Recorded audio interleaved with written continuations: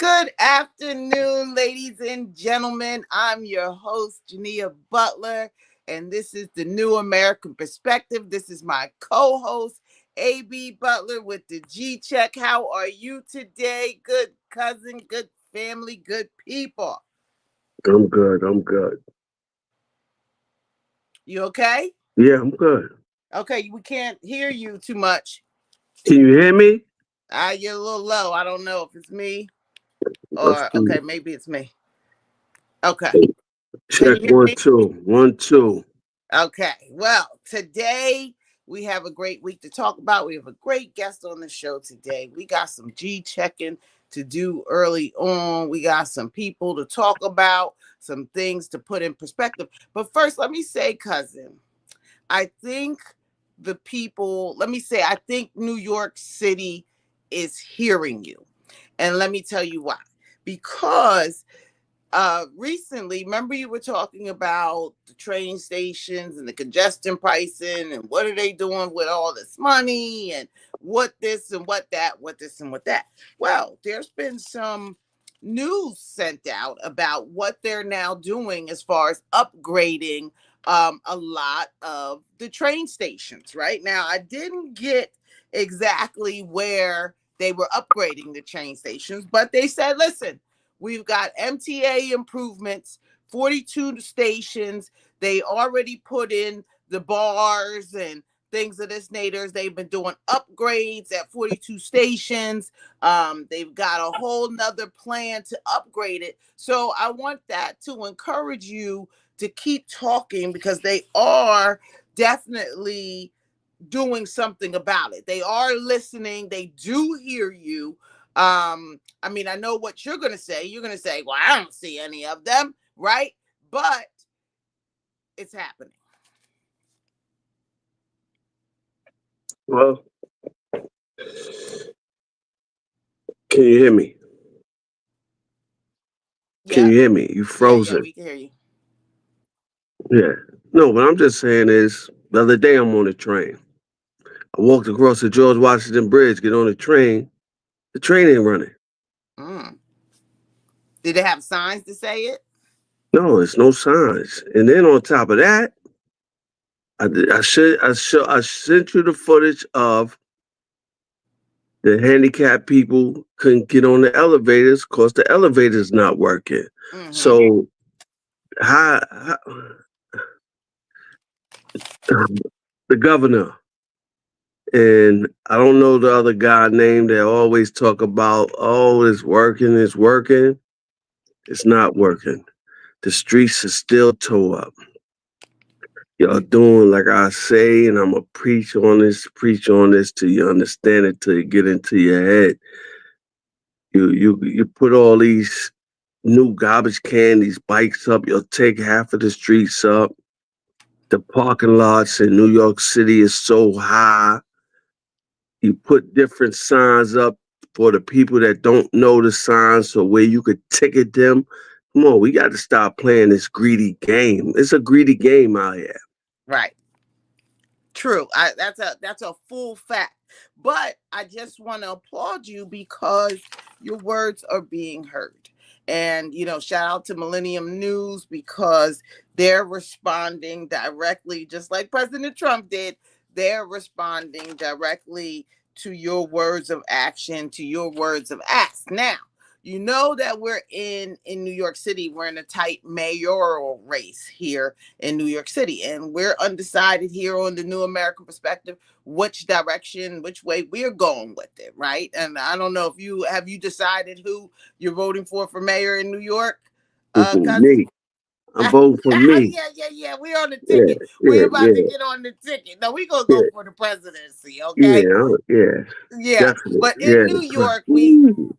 we have four candidates in New York who are running for the mayor position. Now, the front runner of everything, Mom Dami, Zorhan Mom Dami, he's been the showstopper across America because he's a Democratic socialist who's looking to take the helms of New York City. Now, like we've been talking about for the last few weeks, that means that New York City is absolutely out of their minds right now. So you thinking there, and there's a lot of racism, a lot of prejudice going on right here, because why can't a Muslim be the mayor of New York, right? Why can't a Ugandan resident the Ugandan born American citizen be mayor of New York, right? But they're not saying that because of that, or are they? Right? Most people think that this guy's going to come in, he's going to ruin New York as we know it, and he just might. I'm not sure, but what we're looking for in a mayor is somebody who can definitely look at everything that we've got going on, and then from that point take us up a notch. Now that's hard because we've got Cuomo, who's been the governor. He's been a lifelong politician for a really long time. We've got Mayor Adams, another lifelong politician, who's out there, and he's doing work. I mean, he's been in battle for a little while, but he's doing work. But Mondami is still the front runner. But here we are, cousin, to where he is up 13 points or not, or maybe 3 points. So Cuomo was cutting in. Now, President Trump and Cuomo, they haven't had the best relationship, but President Trump says maybe Cuomo could do the job. I think Cuomo may be up for the job. And so we're just looking in New York City for something fresh, something new, as Cuzzo would say. Where you at now? Have you got any new thoughts and feelings? Let me say this.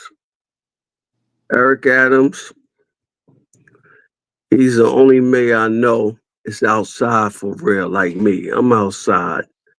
You could see him in the parks talking to the people. No matter he want votes, he want this, he want that.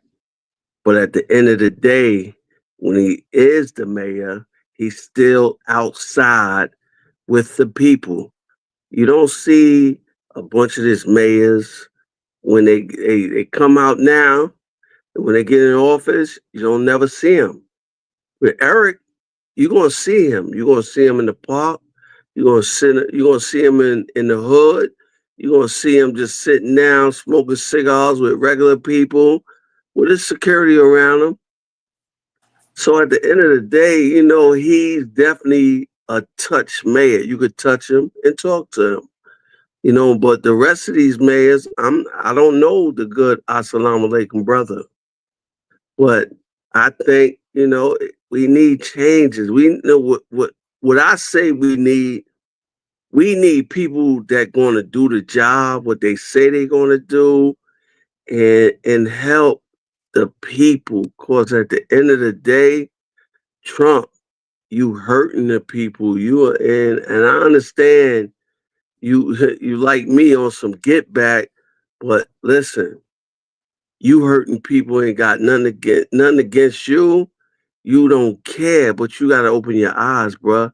You hurting a lot of senior citizens, taking things away where they can't survive. You know what I mean? What you want us to do? Stand out here, get back on these streets, slinging where your people become dope fiends, the black people become dope fiends.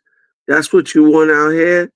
Come on, man. We got to change this game, man. Put these plays back in for these older people, these younger people, these kids. You know what I mean? You got a young kid, even though your young kid gonna be paid because you the president. But yeah, that's a G check. That's a complete G check. Thank you for that, because I think that they needed to definitely hear this. So people, tap in, let us know how you're feeling about the mayor race. I had one of my Jewish friends call in and said these are the people that are trying to kill us. Now, I can't take that for granted, that the fact that she feels that way, because when we think about cops, we think these are the people that may be trying to kill us. So, and people sometimes think that, oh no, you're a little too, you're going a little too far with that. But are we really going too far? I don't think so. In America, we've seen over the last couple of weeks that anything could definitely happen. And let me say this, let me just stop everything and say rest in peace to our good brother Malcolm Jamal Warner, who died over the weekend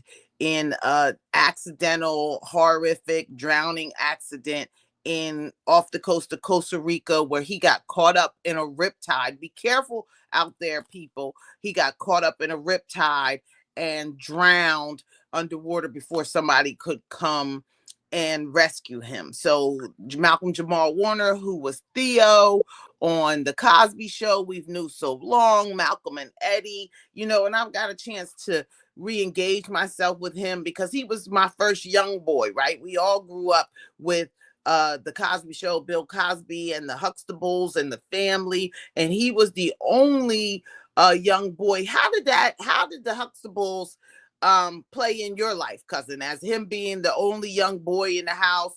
I know that you have five brothers, right? You have a big family too. But so how did who was Theo to you? Well, he was like one of a couple of friends I have. I was cool with Cockroach. So Okay. yeah, Carl, Carl yeah, Payne. Carl yeah, Payne. that was my guy. But Mm-hmm. it was we need that. You know what I mean? Even though people look at Bill Cosby a different way now, but we really need to do a flashback to that where what's going on in this world today, where it's no more Cosby, is basically the way the world is right now. The kids is like baby kids now. They baby kids, Did you you watch? know. Did you watch the Cosby Show? Yeah, I always watch the Cosby Show. I listen. I was cool with Felicia Rashad, first husband, my Mm-hmm. guy from Mount Vernon, the Village People. Mm-hmm. So yeah, God. Mm-hmm. yeah. So I know her when she was on the Cosby Show. I used to come to his house, and he used to come to my house. So I understand, but it was a sad situation. But all your people out here, quote unquote, G check celebrities, y'all better be careful jumping into this water because these waters is like a woman. You know what I mean? You don't know how they're gonna react. So y'all got to be careful. Y'all so comfortable. It don't matter. You could swim, you could do this, you could do that. But Mother Nature is no joke.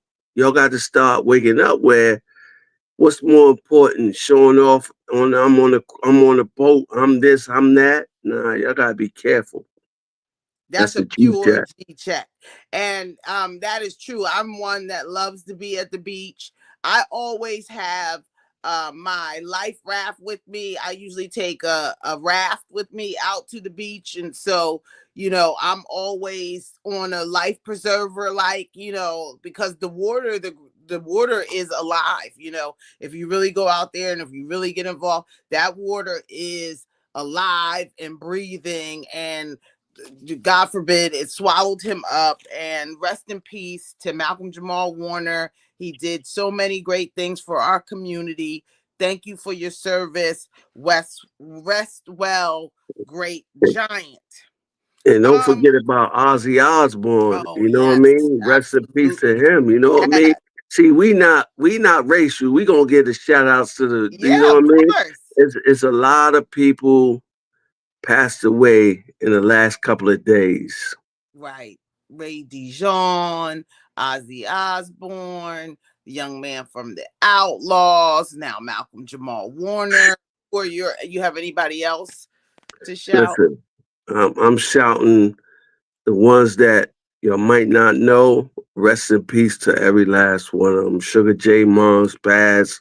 Mm, It's so much going on where it's a lot of people dying every day. We just don't have the names, the list of names, but the killing is real out here, not just in New York, around the world.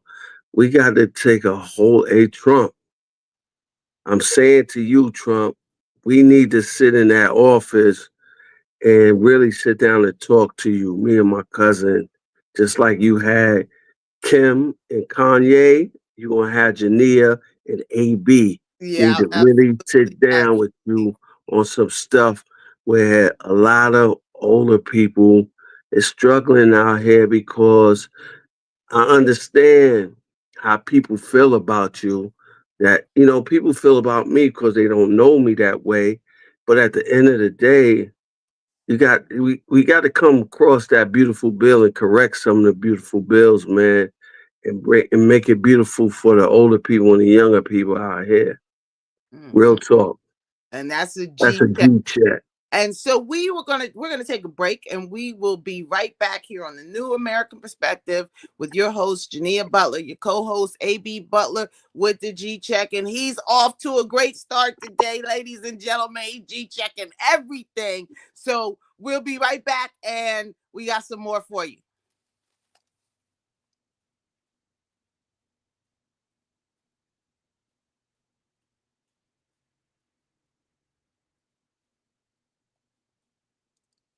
You back in the game? All day. You back in the game?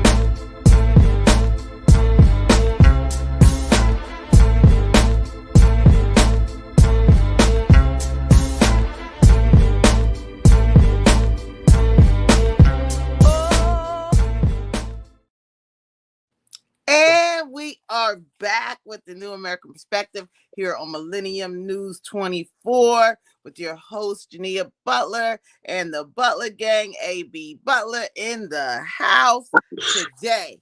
So, when we're talking about death, God forbid, there was a Border Patrol agent that was shot to death last week, within our week, shot to death by two illegal immigrants, well, allegedly by two illegal immigrants here in New York City. Rest in peace to that officer. But now Tom Homan, the Homeland Security Director, he said, listen, he said, well, Border Patrol, Tom Homan, Border Patrol, he said, listen, he's going to flood the market in New York as far as flood the zone as ICE agents in response to these guys killing a Border Patrol agent. And Mayor Adams said that he's in support only if he's going after the criminals that have done things or have the potential to do things like killing this border agent, but not the everyday person who's trying to get their citizenship and going through the process. So we have a big problem in America to where, there's a lot of people that are signed up, in court and going to court to get their citizenship, but it's so backlogged that people are not getting their citizenship or their papers or the calls for years. So what does a young immigrant that doesn't have their citizenship in the United States then do? We've got to the United States. We thought the process would be quicker. The process is not going quicker. Now, Tom Homan and the gang are on my butt and they're chasing me around like bounty hunters around this country. What do we do, cousin? Yeah, this is a G check. Let me say this. Rest in peace to the officer family that got killed. But real talk, look at this. Officers, you got to understand this is a G check. It's nothing being petty or anything. Y'all got to stop killing us because y'all want us to feel sorry for y'all when one of your officers get killed. But you're out here killing us every day, harassing us every day. It's to a point. It's a G check. It's to a point where it's like it's not fair for us. We get pulled over, we get harassed, we get we get disrespected, and and then when it happened to another human being, because this is where y'all gotta realize, no matter you put a blue outfit on, gray outfit on, whatever outfit you put on in a badge, you're a human being. So at the same time, y'all want the respect. Y'all got to give the respect because at the end of the day, your officers out here, especially the ones that went to school, got bullied and they got a badge now. They taking their revenge back out on kids that bully them. We got to stop.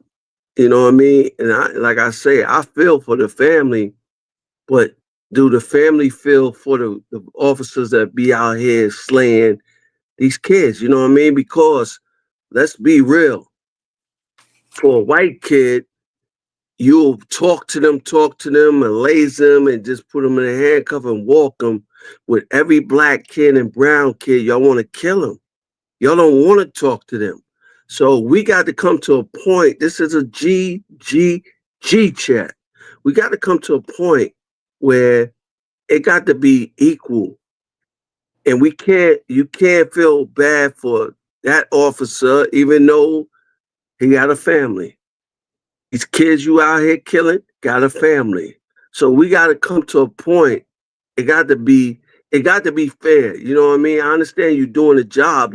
Your job is to protect us, not to kill us, beat us down, harass us. When we paying tax, money coming out of our taxes to pay y'all to work, but you turn around, y'all the real thugs out here.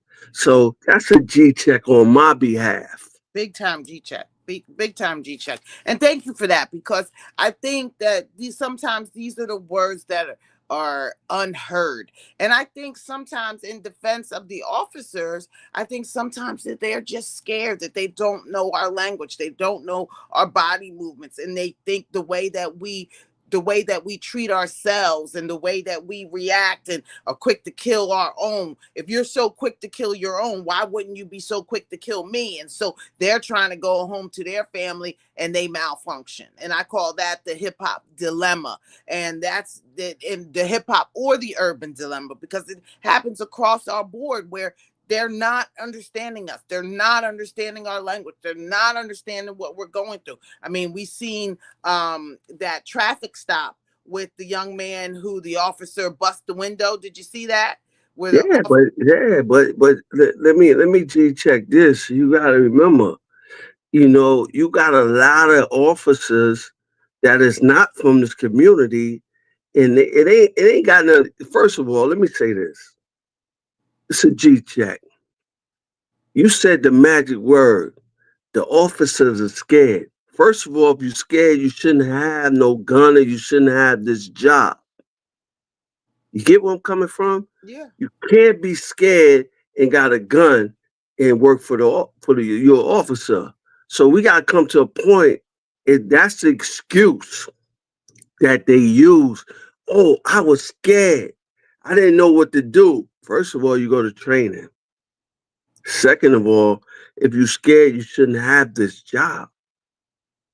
You know what I mean? Put Mhm. people in the community that know how to talk to people. You put people in communities where it's all flooded with blacks. Then you have people who's half black, half Spanish, half Dominican, Cuban, whatever. They still mad, and they it got to come to a point where it got to be put people in their community where that know how to talk to people and know how to deal with people where it won't be a lot of killing. When you put these dudes in here like ICE is full of Ku Klux Klans. They don't have no understanding. Alleged. They already know what they there for. So if you don't sit back and think, well, oh man, this guy got killed, yo, people getting tired of getting bullied. And I'm gonna say this to Big G check. We in America, but leave America because this other country is better than America. Leave the world and travel around the world, and you'll understand that what you see in America, you might see somewhere else incredible.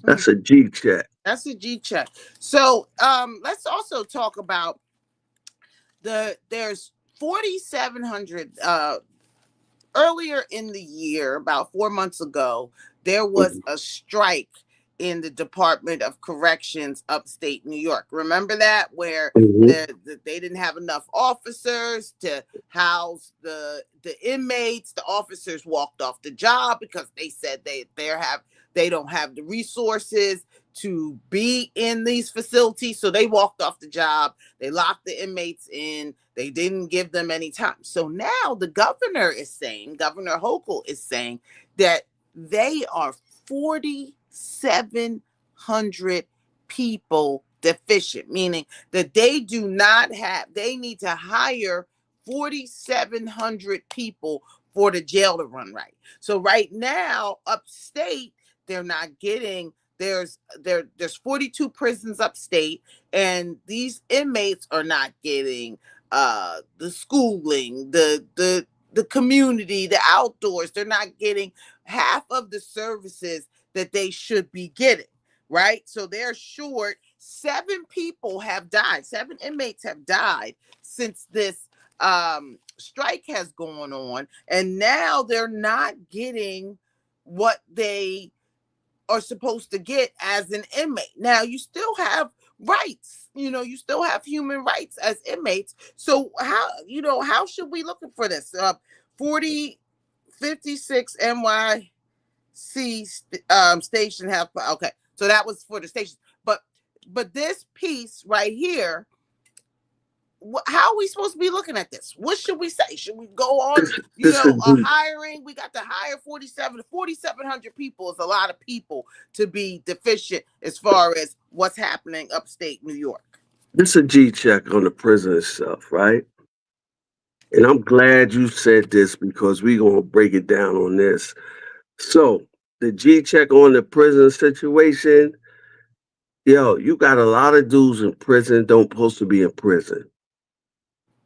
We spend a lot of tax money and this and that on prisons where you could educate these kids, put them in a situation. You got kids that, can go back to school, put them in the military, because I feel that these kids out here could kill an innocent person for $1. Take them over in the war. That's what they want to do. They want a gunplay. So take them the way you snatching little kids that want to go do something with their life, but they don't want to go fight in no war. You got a lot of people in prison that like them gunplay.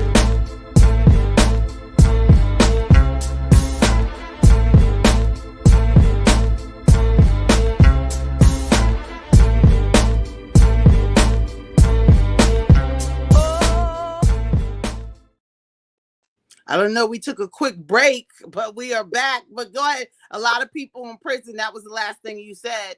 No, I said there's a lot of people in prison where they could go over in the war or be in the military to change their life and let them get another chance because they like to play with these guns. It don't matter. They got to come home to this family. But here's the thing. Now, if you send, because I thought about this years ago, if you send a prisoner out to war, right? So they go out there, they're supposed to be fighting for the country that they might not like. We don't know if you like the country or not. But if you say, okay, you're going to go out here, fight this war, you come back, you get some time off. That's what you're saying, right? Exactly. Okay. So what happens when one goes rogue, right? What happens when the guy starts turning on the people in the camp? What happens then? So that becomes a huge liability too in trying stuff like that. I mean, do you just isolate him, and throw him out there against the enemy? We don't know. How do you contain that? Let's G-check that. They go against us anyway. It don't matter. We on the field every day when we walk out our house. Sure. You get where I'm coming from? So look at the officers. Their job is to protect us. But let's say they go against us. They do it all the time. It's nothing, cuz. What I'm just saying is we building prison, and you got people out here that fought for this country is laying on the streets, laying on the trains. The veterans. They ain't got nowhere to go. They got mental illness. They got all this. But guess what? The governor, what is you doing? What is you doing for real? And then on top of this, right? Y'all gonna love this, people. This is a G. Like Fat Joe always say, big G check. Yo, listen, how about the inmates that did all this time, worked in the prison, right? Mm-hmm. What benefits they get? What tax we, like you get it, you in the military, they get all these hospital bills and this and that because being in these prisons is like being in the military. You working for nothing. You slaving for nothing. Then they take everything for you when you go to jail. They take everything away from you when they bust you. Double jeopardy, but they don't care nothing about that. They'll tell you double jeopardy. They take your money. They take all your money. They take all your cars. They take your house. Then by the time you come back to the world and they put you in a halfway house and then they put you in there for 6 months to find a job or a place. But at the end of the day, why we can't get health care, all that for being in there for so long. You get where I'm coming from? Mm-hmm. That's they Mm-hmm. keep the doors open because people don't have nothing. Everybody they was close to died. So Right. what you do? You know the streets. So you gotta go back to the streets, get caught, get a cell indictment, and you go back to jail to be around. So it's a circle. But at the end of the day, we need to change that. Yes, yes, for sure. It's a And huge let check. me tell you a big, and I think that you'll be before our guest Charles Jones comes on. I think that you'll be excited about this. So, New York State is giving free, is allowing prisoners to have free phone calls. How long has that been in the process of the fight Mm. about collect calls and getting in touch with the people? So I figured that you would, I'm sure you had something to do with that back in the day, but New York is the first state to now, well, first state that I know of to now give inmates free phone calls. And it's going to be like 1 cent a minute so they can afford to call home, and hopefully that doesn't make so much craziness within the jail, right? The whole phone call and hold this person and that person in the jail. But that, I think that's a feat, because that was one of the things that when I worked on Rikers that I wanted to see. And so to see that come to fruition, that's great. That is But Rikers definitely, Island did have free phone calls when I was on there. yeah. I mean, you Yeah. get a couple calls, but then after that, but there's going to be no charge. So if you can bring on our guest Charles Jones, who is in the back. I'll start as we're waiting for him to pop up, waiting to see his face. Um, we Charles Jones and I went to Long Island University, Brooklyn together, cousin. So this will be a great thing for you, because Charles and I went to Long Island University, Brooklyn together, downtown Brooklyn. D1. He played on the men basketball team. He got to LIU 1995. He started out at Rutgers University. He was a standout at Rutgers University 1993 to 95. And then he redshirted and came to LIU and gave us our first championship in, I think, years. Okay. And so Charles, he went on to go to the NBA. He played for the Bulls. He was the national scorer, national leading scorer 2 years in a row for the Mm-hmm. NCAA Division One. So he had like 30 points. And somebody just now, a few years ago, just now broke that record as far as holding a 30-point average for the season. He played for the Bulls and the Clippers. He's done so many things. Can you bring Charles Jones up from the backstage, please? And he's done so many great things. He's out of Brooklyn, so we're going to talk to him today about his journey, what he sees going forward. We've got the NIL, the name, image, and likeness to when we were in college. It made no sense, but now college people are paying they're paying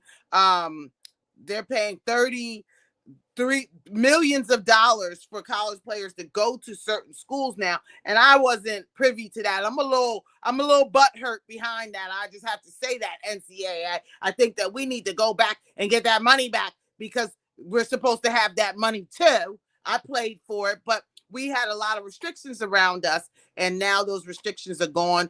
Charles coached for Long Island University with Rod Strickland, got Rod into his college coaching career, and now he's looking to do so many things. He's working with me on a program called Mustard Seeds here in New York. Are we able to pull Charles up? Do we need to go to a break and bring Charles on? I think we need to go to a break because, yeah. We'll go to a break right now, and next we'll be with our guest, Charles Jones. Ballin'. Do they got jersey with you, cuz? They got your jersey up? I'm 1,000. copper, boo. My jersey, my face. Hello, my face is in copper on the wall, sir, with all of my things. So I'll just while we're waiting, I'll give you my stats. I'll just talk about myself real quick.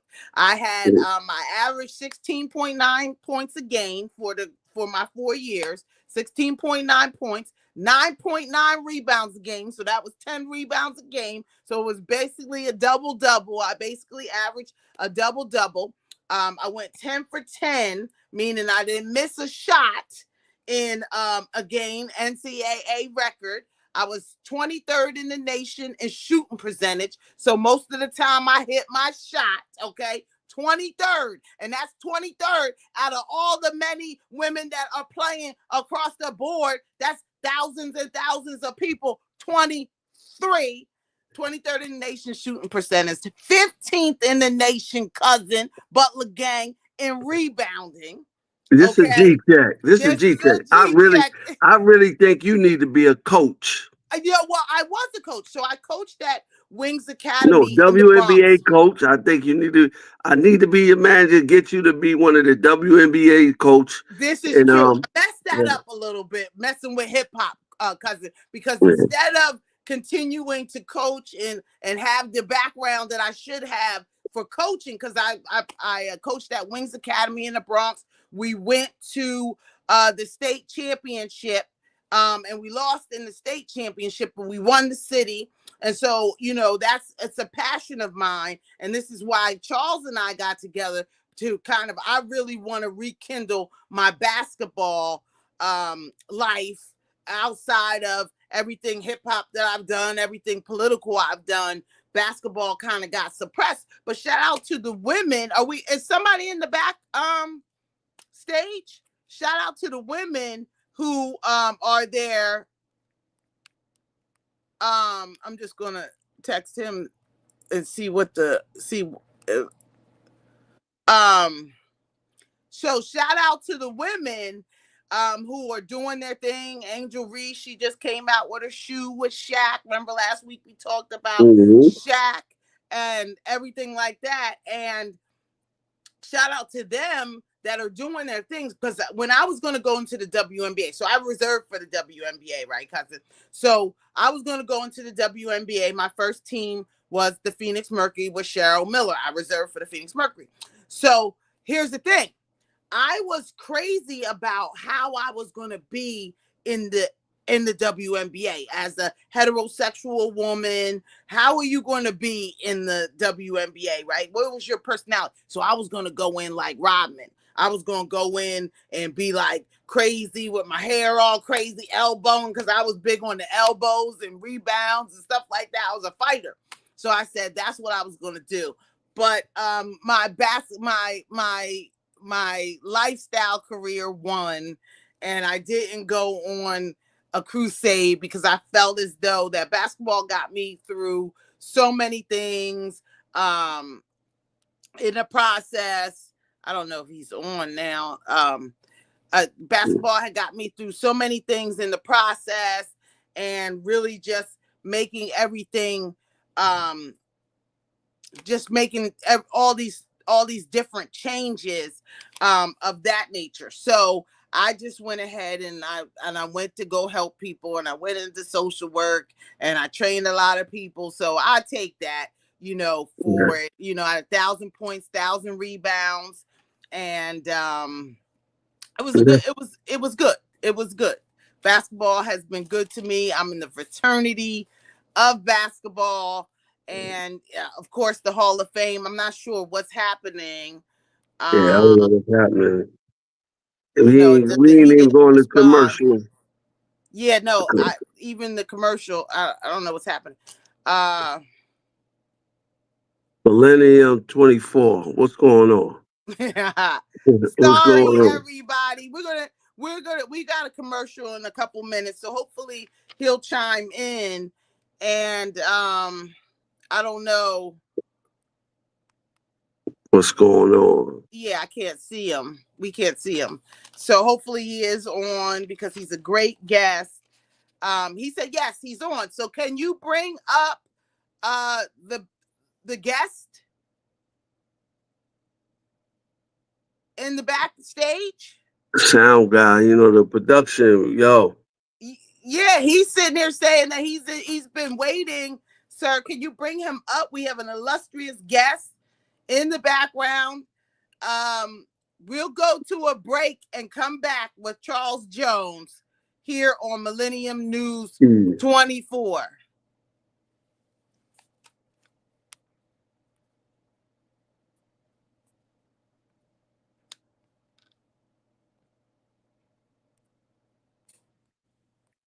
I think they jealous because they don't want us to have a third person on. Hold on, let me call. But anyway, like I say, people, we gotta make sure this world is equal and fair. Trump, I need you to sit down with us where we could correct that beautiful bill and take some of that stuff out to help these young, older people. Are you there? Yeah, I'm here. Oh, well, Charles, if you can hear me, I'm sorry for the technical difficulties. Give us 1 second.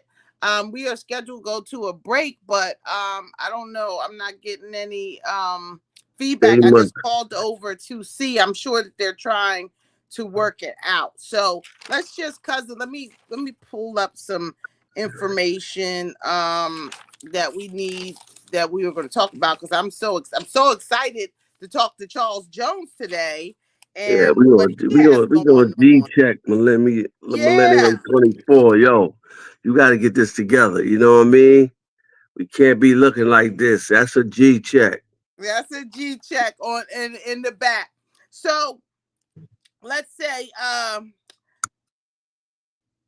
where we at? So what we got going on? I just got Charles Jones stuff. Okay, so let me give you some facts really quick, cousin. 56 New York City stations have the new platforms installed. Okay, stations with high ridership. So now this is where you're saying, why are they not all the way up in Gun Hill in the Bronx? Because they're saying, well, we have to take care of the stations with high ridership first. So Um, that's it shouldn't be that. You know what I mean? If you take in this is a G check.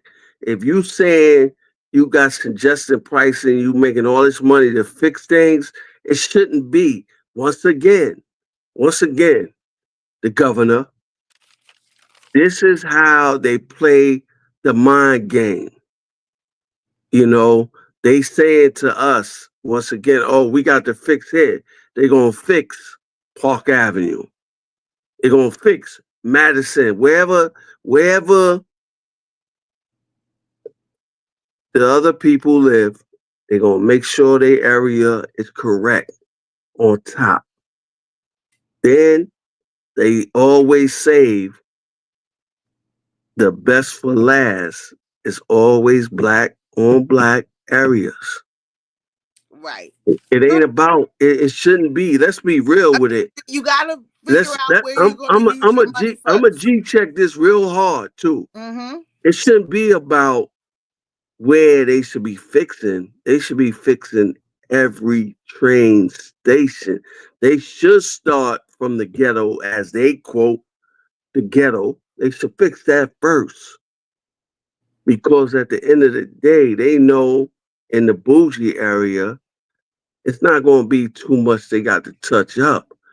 But at the end of the day, let's fix the bad part. Maybe Okay. they'll see that and be like, wow, we love this. We need to clean up our community. You understand what I'm My cousin saying? has so much compassion for the community, and he's going to fight 100% to make the community better. I think we need to put you in office, cousin. Okay, Mm. so let's talk about. We've got one more. So we're supposed to go to a break. So let's try to go to a break again, and hopefully we can go to the break and have Charles come back on, um, with our last 15 minutes. So we're gonna go to a break here on Millennium News 24. Sorry for the difficulties today, folks, and we'll be right back. Back in the game. This guy. I don't really think we're going to no break, and I don't think we're We going to gotta have be to. going to a break. I don't think we're going to have Charles come up this week. You know what I mean? Because the way it looked like, I see. You know what I mean? I I'm a trust the mind. millennium. Hmm? I trust in the millennium.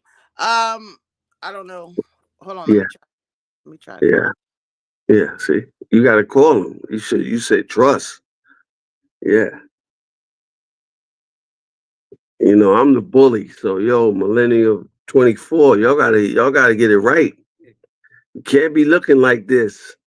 You definitely can't be looking like this. You know, you talk to me about a commercial break, 15 minutes, but man, we ain't been on a break yet. Remember they went on a break earlier.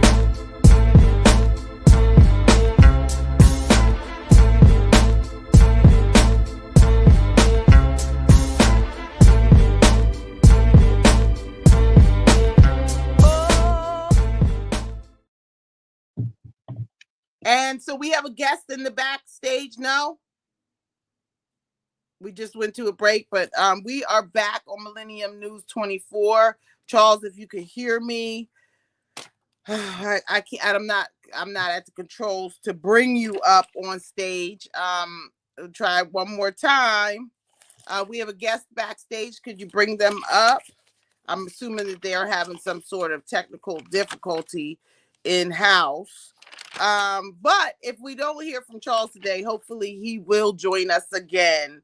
And and talk to our audience, and we'll give him a little bit more time. But let's talk about the Epstein files really quick, cousin. This is the big thing. So two things that have been happening. Um, uh, President Barack Obama has been called treasonous by President Trump right in office now. So Tassie Goldberg, sorry if I'm saying her name wrong. She pulled up some paperwork about the Russia collusion. Remember, they were talking about the Russia collusion and this and that and this and that and this and that. So they pulled up some paperwork, and now they're saying that Obama knew that Russia did not mess with the 2016 election as they allege. So there's a lot of stuff going on because of that. Russia, or our relationship with Russia. So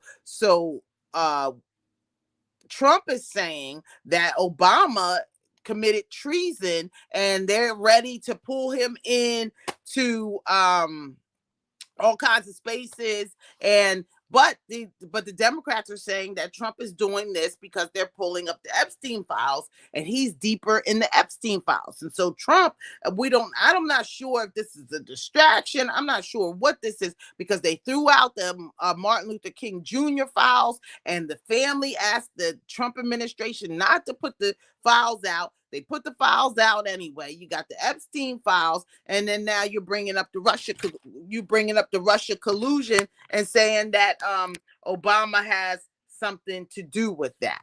So that is absolutely crazy.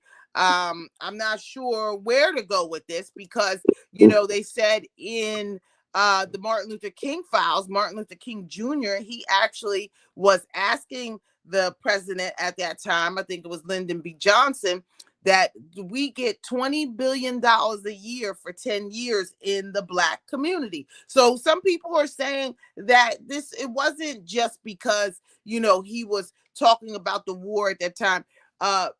Martin Luther King said, "Yo, we need 20 billion for 10 years. That's what the Black community needs." And then that was in 1968, and he got killed in 1968. So that was something that was in those thousands of papers of documents. And Epstein, we know, the weirdo stuff with that going on. Charleston White had said something special the other day. He said, how do we know everything that's going on with Diddy, that Diddy likes, come on people's whatever he likes, but we've never heard what happens with Epstein? How come we haven't heard that with Epstein? And now we're feeling like Trump may be suppressing these documents for what? Release the files. You said you were going to release the files, and now he's going after Trump. Let me say this is G-Check, man. Because let me say this. All this about Diddy, Epstein, and anybody else, all this stuff is like, it's just like he say, she say. Oh, here go my man. He on. See? Yeah, look, I just released him from the job. Hi, Charles. How are you? Hey, how you doing? Good. What's up, Charles, How Charles? this you is doing? my What's up? cousin, A.B. Butler, Mr. G-Check, Mr. All Access, Mr. Mount Vernon. He's from Mount Vernon. That's Okay. what's up. Exactly. That's what, Exactly. what are you But earning, my boy? before you go, Charles, I'm going to G-check this because y'all know they've been having you, it's sitting in the background.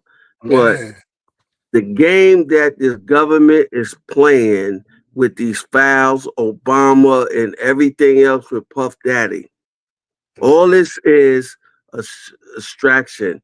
We keep focused on this, and they keep rocking us to sleep. Time after time after time. Epstein is dead.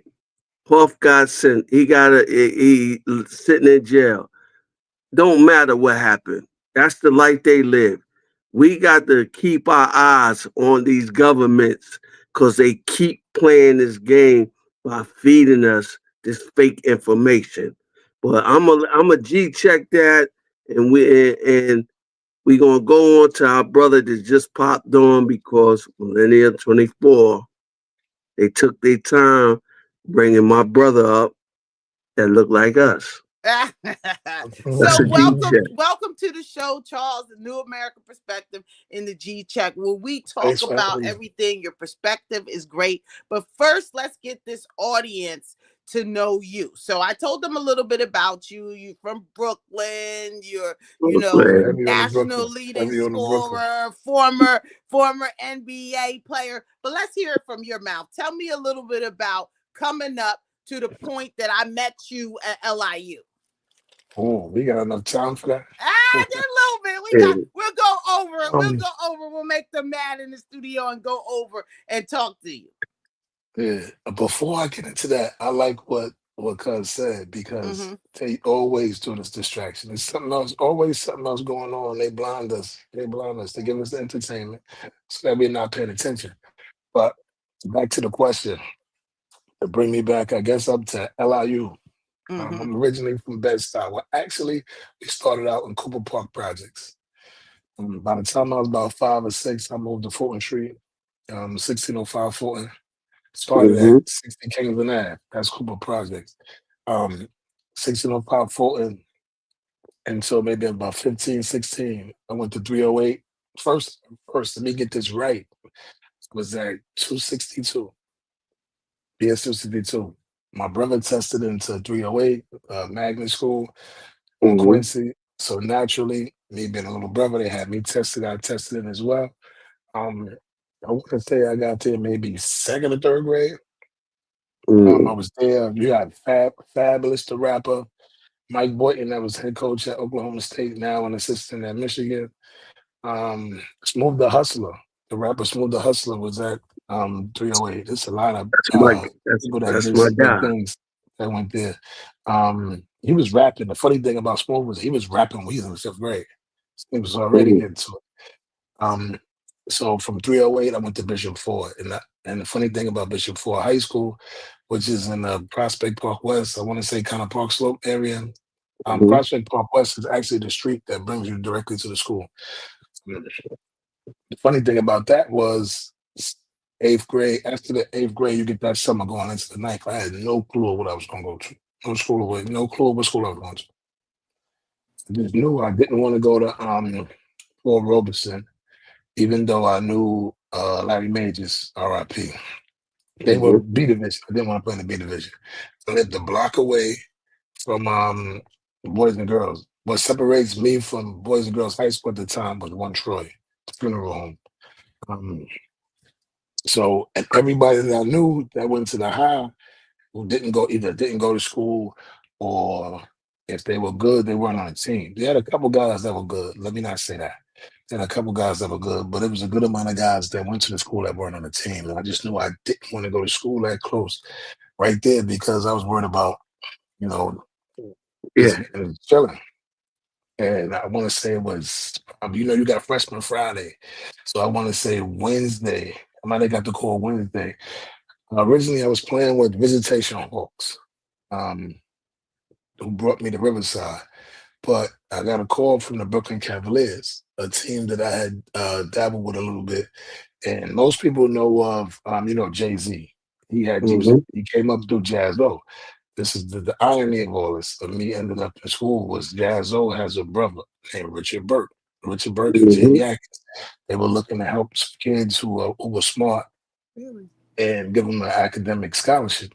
So actually, I went to Bishop Ford because a guy named Mr. Cassidy, one of Mr. Cassidy from DC. He well, it was him and some other people. They were actually Burke and Atkins were accountants. So they were helping people, obviously with their taxes and investments and a bunch of other stuff. So that's how they created the situation for the youth. And I was one of the guys. At the same time, probably because some of the other guys already had situations. Mm-hmm. So I answered the phone. And when they were telling me about it, I'm sitting there thinking, now mind you, I'm still overthinking of what high school I want to go to. So I'm like, Bishop Ford, I don't know what that's at. So I was like, I don't know. Let me think about it. I said, you know what? Nah, I don't know. Hold up. Back in the days, you had the two phones with one line. Mhm. So Mm-hmm. little did I know, my mother had the other phone. She was listening to me talk on the phone. So when I hung up, she already was telling them, yeah, he'll be there on Friday. She found out all the information. So, I'm about to ask her to go outside. I'm like, your mom about to go outside. You need me for anything? She said, yes. I need you to sit down for a second. She said, Mm-hmm. yeah, you know how you told them people from Bishop Ford, that you were, the Cavaliers, you weren't going to Bishop Ford? I was like, oh yeah, I was going to talk to you about that. She said, no, no, no, no, no. We got to go pick out your uniform because you're going. So we got to call them Mm-hmm. back there. She said, no, no, no, no, no, no. I was on the phone. I was on the phone. I already told them that you're going. And that was, it was good. I mean, I learned a lot about spacing on the court. It was a little different demographic. You go from the neighborhood being predominantly black to pretty much a predominantly white school, a little mix. Mhm. Mm-hmm. Um, and the funny thing is, I learned how to drive at Bishop Ford, but didn't get my license until I was in the NBA. Um, Mm. You being a gotta hood learn to get kid, that shit I back. mean, Wow. being a So hood when kid, you know so how to at get this around. point you're a star at this point. They're looking at Yeah, you my kind of like the high school recruiting that they do in New York. They're kind of looking at you. You're a standout in the city. You kind of made your mark at this point. yeah, yeah, pretty much. I'm starting I'm taking that pretty much. I'm gonna say my junior year and then my senior year of high school. It Mm. really, it really like it really started to take off. So you go into this white school. Was it good, bad, or indifferent for you? I mean, it was an adjustment because it's tough. Teachers and most teachers in a lot of the school, in most schools, it's hard for them to relate to the kids. Mhm. Mm-hmm. It's just in general. So then now you get into a space where you got to learn about demerits. The Mhm. traveling to get there, you passing through neighborhoods. I mean, honestly, you think about it, we didn't have gangs like Mhm. that per se, but you Mhm. had your neighborhood. You had your Yeah. neighborhood, you had your Yeah. friends, you had Yeah. your homies. So you passed through places where You're where you supposed to from such be. and such. Yeah, we crossing out of bounds. But Yeah. the only thing that helped me a lot was being that I played and we went everywhere as kids. So you always end up seeing somebody. So which kind of was good and bad because it makes Mhm. you oblivious sometimes of where you shouldn't be. Mhm. Yeah. And then as you start realizing, they be like, hold up, where y'all was at? That was over here. What y'all was doing over there? Such and such got beef with Mm-hmm. them. Like, man, my man, we played with them over there. Like I had a Mhm. fake address for Red Hook, not realizing that people I knew my man had an issue with Red Hook. But mind you, I'm in Red Hook 3 times a week. Right. Mm-hmm. So then you get that. So you get from dealing with the different neighborhoods, then you come into a school and you know, I knew how to, you kind of learn how to code switch, I want to say. Like you switch up. So I Mhm. knew how to, and this is the one thing I forgot as I got older, you stop. Like once you get to a point where like it's tough. So you get to the league and you almost don't have to, or you get to college and you at a certain space, you almost don't have to, but you still do kind of. But you forget, you kind of look at it like, man, I could just I could just be what I want to be, or I can Mm-hmm. act how I want to act.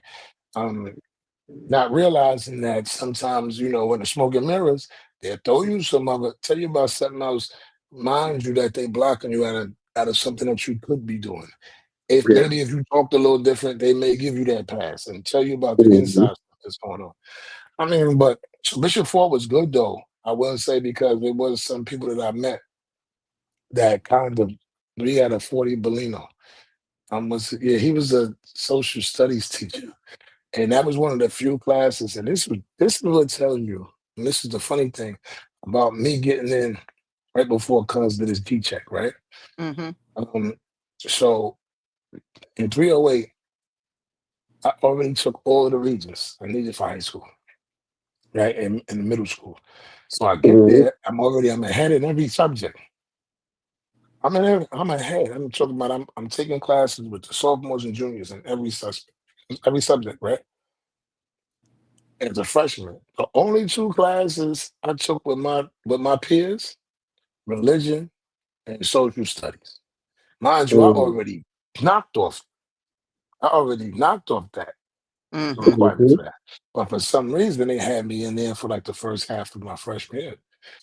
And this is how I got cool with Lena. And then he realized as he's talking to me, he's realizing like, hold up. You shouldn't even be in. Like just when he starts realizing when I'm explaining to him that I took all of this and I did this, he's realized that you didn't come in here through the kite school coach. No, I Mhm. didn't. I actually didn't. I came here through another angle. But the fact that me and you talking, I'm telling you this. As a Mhm. kid, you come in, you go wherever they Right. tell you. Now that Mhm. religion piece, that was the one thing.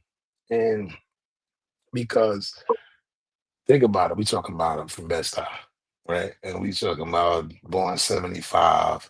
So we Mm-hmm. talking about 89, Mhm. 88, Yeah. 89, like 89. Mhm. We Mhm. talking about you got I've been around the 5%ers.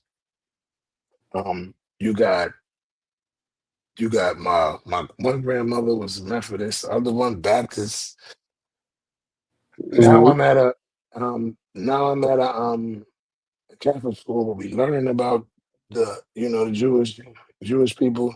So I'm in there and there's a whole bunch of stuff in my head. But I was taking Latin because I already knocked off Spanish. I had to take Spanish, I had to take Latin. So I'm taking Latin and the Latin teacher's teaching us some stuff that I'm like, so hold on. So all of this we talking is based off of this. So then you start ask questions. The one thing about asking questions is depending on who you're talking to and how they relate to you, that dictates how they take it. Mhm. But the Mhm. one thing about which was good was those two teachers never looked at my questions like they were like you were combating authority. So Right. I would get answers. I get a better understanding. So the odd thing about it is I'm in my Latin class, learning, asking them all the questions about the dollar, same stuff that I done hearing from the guys in the neighborhood, and she's breaking it down and then telling me this, and then telling me Mm. that, and telling me this, and then I'm like, oh, oh. Then you go to, so it was good. It was good for multiple reasons. I mean, So do even you though it think was that's what kept you out of trouble? So when you're coming from, the mean streets of Brooklyn and then you're going to, this other school, is that what kept you out of trouble and kept you focused? no, I still stuck. This is the thing. This is the tough part about it, right? So you still end up in the mix. So Mm-hmm. Mm-hmm. Mm-hmm. I Mm-hmm. would say more times than not, you're lucky.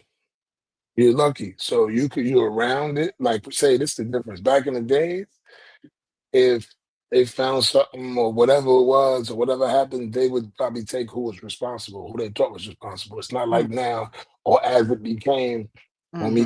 you get to probably my 20s, 30s, and going on, where they start saying we taking everybody. Mm-hmm. Mm-hmm. Mm-hmm. It's Mm-hmm. say, for instance, it's one juice box, but we gonna take 20 of y'all for the one juice box. Right. Right. It Exactly. wasn't Right. like that before. So also say, um, prime example, like when I brought up that I got my learner's permit. Actually, I got my learner's permit at Bishop Ford. Actually, the thing about that was I took driver's ed just so that I didn't have to go to practice in the morning. Did you have a Because I car found out, in college? no, listen, this is what I'm about to tell you. I didn't have a car, but I had access to cars. I was Um, like, I see access you to cars. I was driving a lot.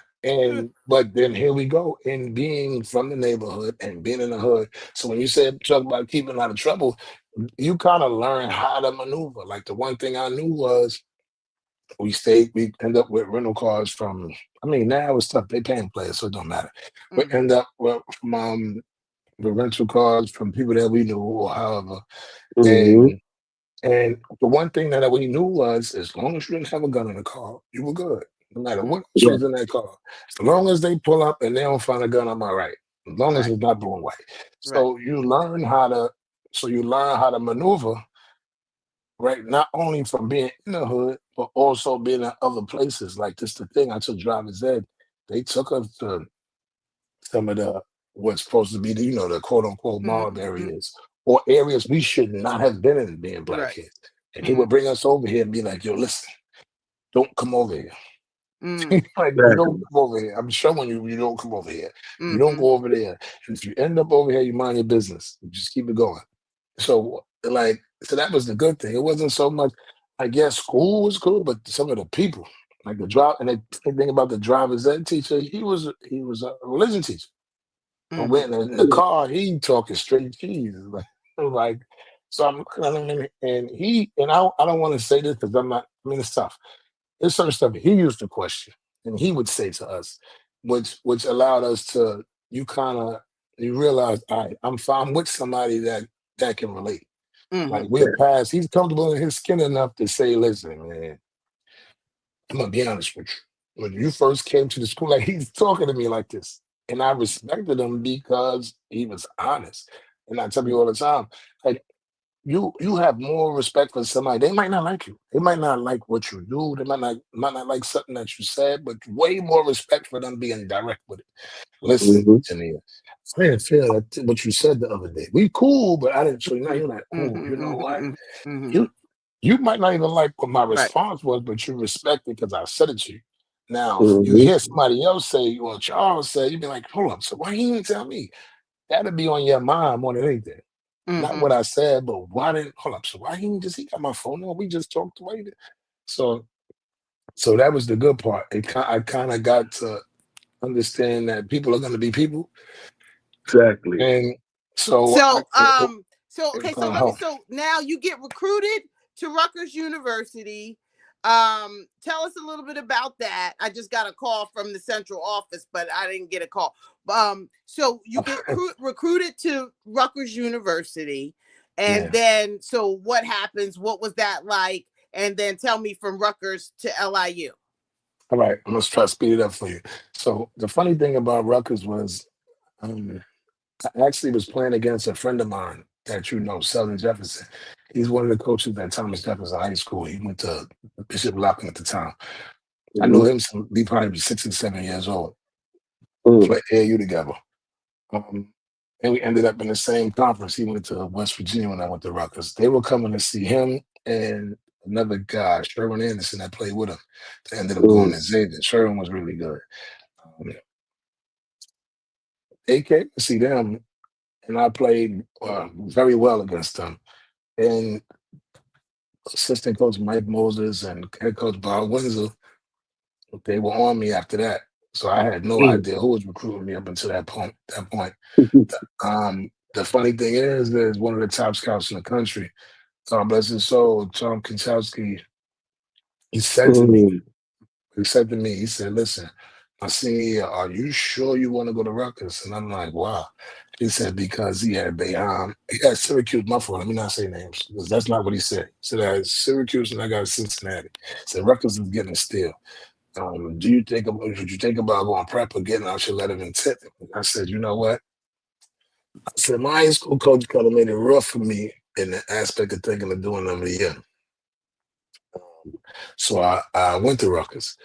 I went, and then within my 2 years there, we played Cincinnati, and um, Coach Harrison and Hawkins, they got it. They still was like, hey, the option is still there. If you want to bust some more, but lo and behold, I stayed. So my freshman year, I did good, led the team. My sophomore year, I led the team. Played about, I want to say 18 or 20 games. The only thing there was, not too far from the hood. So you got a lot of the homies, it's something for them to do. So they come to chill. They out there. Mm. We out there. And then the one thing I will say, excuse me, about me being ahead in high school, like my junior and senior year, I took electives. So mostly electives. What's the guy Totoro, the one that was in Do the Right Thing? Mhm. Yeah. His brother. Well, I think it's his brother. His cousin. I think it's his cousin. His cousin was the art teacher, and he warned me. He said, "Listen, man, you're taking another one of my classes. You don't get academically lazy." And I kind of got lazy with it at Rutgers my freshman year because you tough. I'm the man. Just turned 18. I could have. I get it. I'm getting liquor. I'm selling it. I'm selling the bottles and true. Going to the liquor store. I can get whatever I want. I'm getting 40s. I'm getting whatever I want. Like I'm going to the strip joint. It's me. Shout out to my man Wally Dixon. Man event on the N1. He, Mm. he introduced me to my other guy, Chicago. We chilling.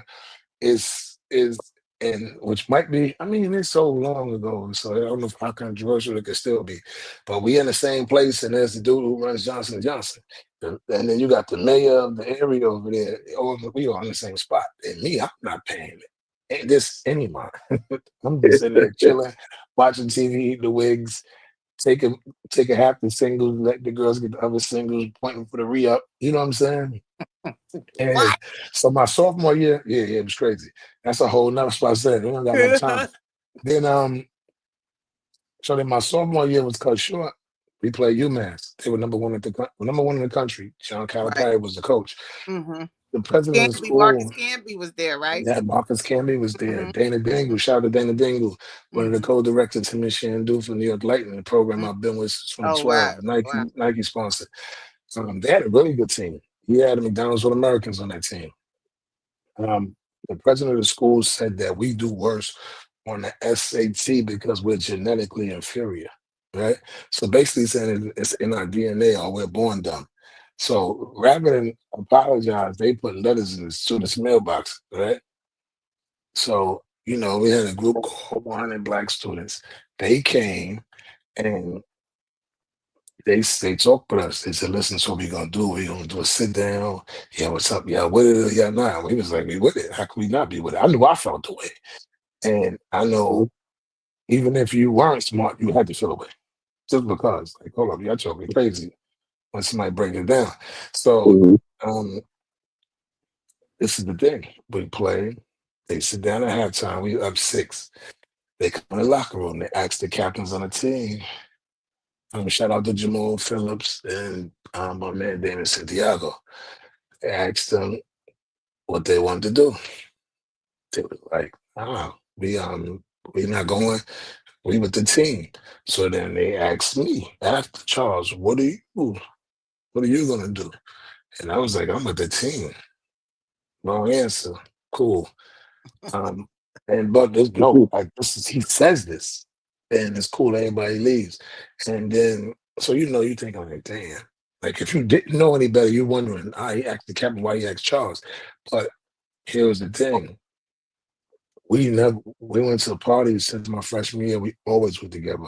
More times than not, it was with a young fella. With a young fella. Mind you, my other dudes had their status where they could go do they want to.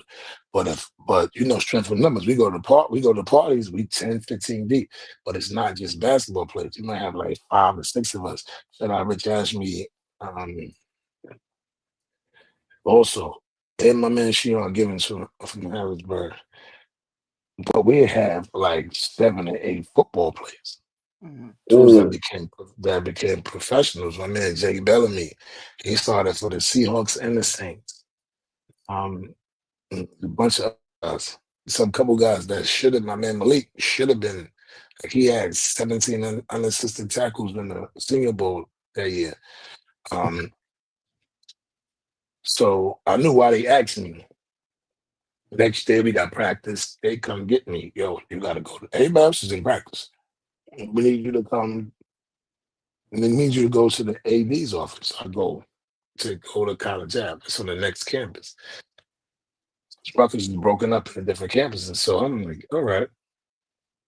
And then I'm talking about not Rutgers Canton, Rutgers New Brunswick. Rutgers New Brunswick has Piscataway, College Ave. You got Bush, you got Douglas Cook, you know. So I had Mhm. to go to College Ave. So I get in there. I'm like, all right, I'm gonna hear what he's saying. I'm like, hey, what's up? He's like, listen, we're gonna suspend you for the rest of the season. You got some stuff, we need you to get together. We're going into the Big East the next year. So I'm like, right? So so I'm like, cool, all right, so you just suspended me. He was like, yeah. I said, all right, cool, cool, cool. So do me a favor. Do me a favor. And he used that phone.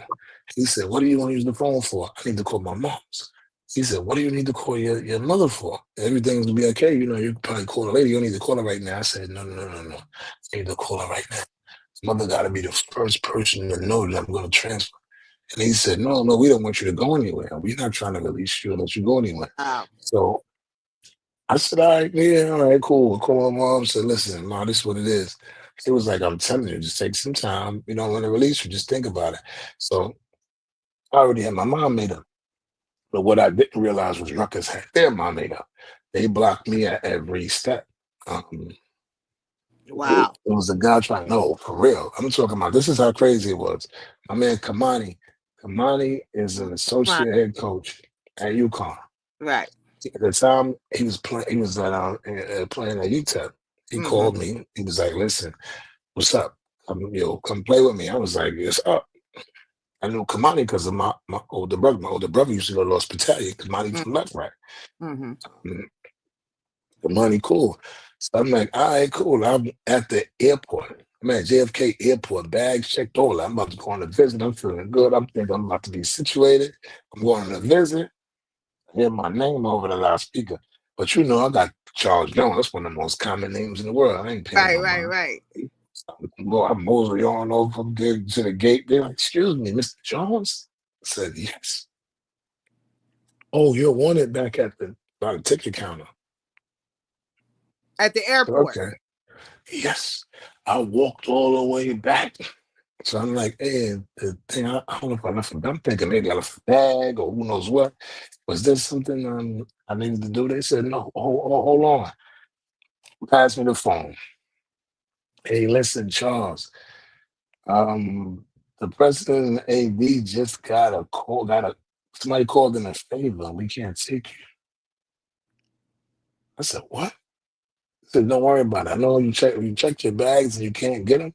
We'll send them back. What? So, okay, cool. So I go back. Mind you, the only good thing was I wasn't staying far from the airport. I was Mhm. staying over by like Springfield Boulevard and I couldn't do it at the time. So Mhm. it was Mhm. cool as far as not traveling that far, but at the same point in time, that was Right. Right. Right. so that ain't not playing. And I had a friend of mine trying to help me pick a spot. My man Milton Cullum, that was with Elmcore. Mm-hmm. He had Tiny Archibald. Mm-hmm. Johnny Mathis coached at Kennedy. Tiny Archibald, you know who that is. He led Mm. the Sure, sure. league. Yeah, you know, he was a killer. He's a legendary, one of the best guys ever come out of New York. He says, I've never seen anyone. I'm glad you think about this. This is Tiny Archibald. He's way older. He's seen all kind of stuff going on with our people. He said, I've Mm-hmm. never seen anybody blackball like this. Where Wow.